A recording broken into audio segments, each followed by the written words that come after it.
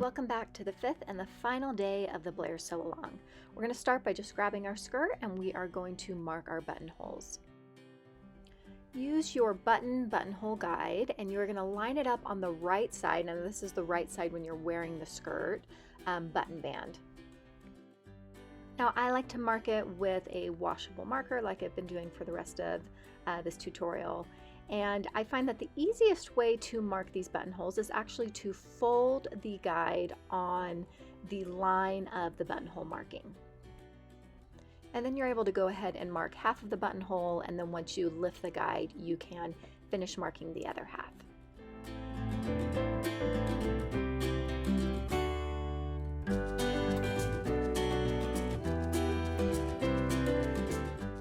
And then once you have marked all your buttonholes, you can go over to your sewing machine and go ahead and sew all of those buttonholes.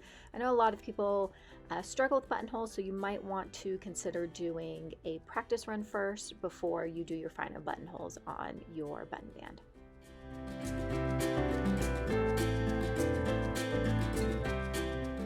And then you're going to want to go ahead and open all of your buttonholes. Now I'm using just a buttonhole opener, but you can do this with scissors or whatever way that you prefer to open your buttonholes.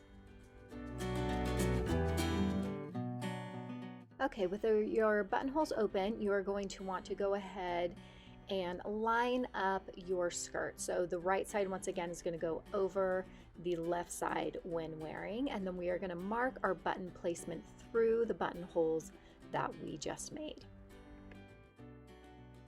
Keep in mind that the button band button placement will be marked in the very middle of each of the buttonholes.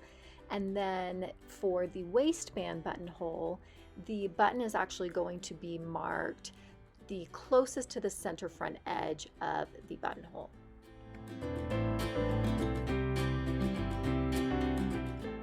Okay, now that all the placement is marked, we are actually going to sew our buttons on the left button band and left waistband. So I sew these on my machine, and so I always find it helpful to first glue them down with a little bit of a glue stick so that they stay in place and don't move around when I'm sewing them. You also, of course, can sew all of these buttons on by hand.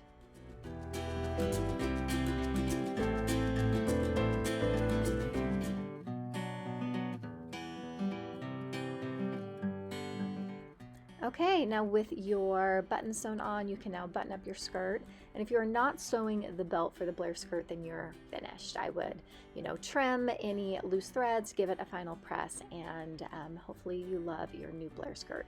Now, if you are sewing up the belt, then that is what we are going to tackle next. You'll want to grab your belt and, of course, your belt buckle.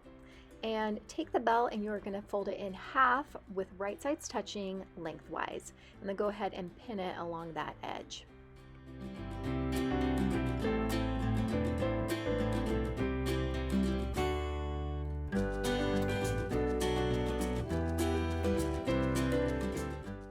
And then we're going to go over to our sewing machine and we are going to stitch that long side at a normal 1/2 inch seam allowance.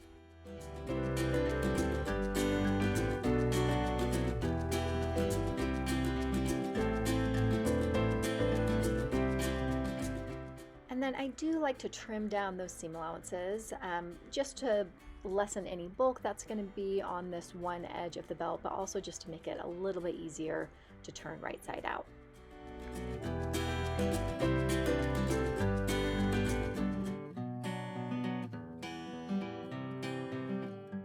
And then you're going to want to turn the whole belt right side out through one of the short ends. You can use whatever turning tool or method you prefer. I usually just use a safety pin. It's honestly one of my least favorite things to do. It takes forever and can feel tedious, but just sit down with the show and you will get through it just like I did.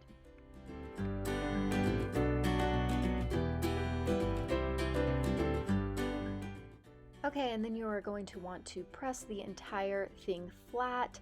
You want to make sure that that seam along the bottom edge of the belt is cheated slightly to the wrong side of the belt when doing so.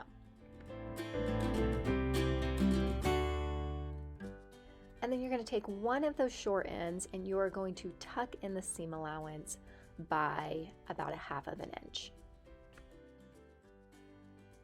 Go ahead and give that a really good press, making sure that you have nice right corners there at that end. And then you're going to edge stitch the two long ends and that folded in short end of the entire belt, pivoting at each of the corners.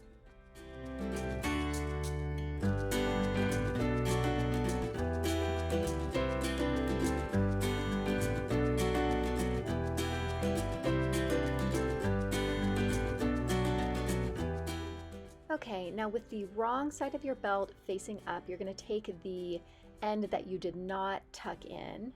Go ahead and trim it off so that it is nice and flush and not unraveling like mine is.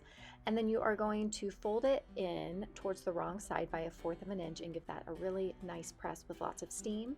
And then you are going to fold it again by another 2 inches towards the wrong side of the belt. Then you are going to take your buckle and you are going to loop the end of your belt through the buckle as I'm showing here. And then go back over to your sewing machine and you are going to stitch through all of the layers of the belt along that inside folded edge.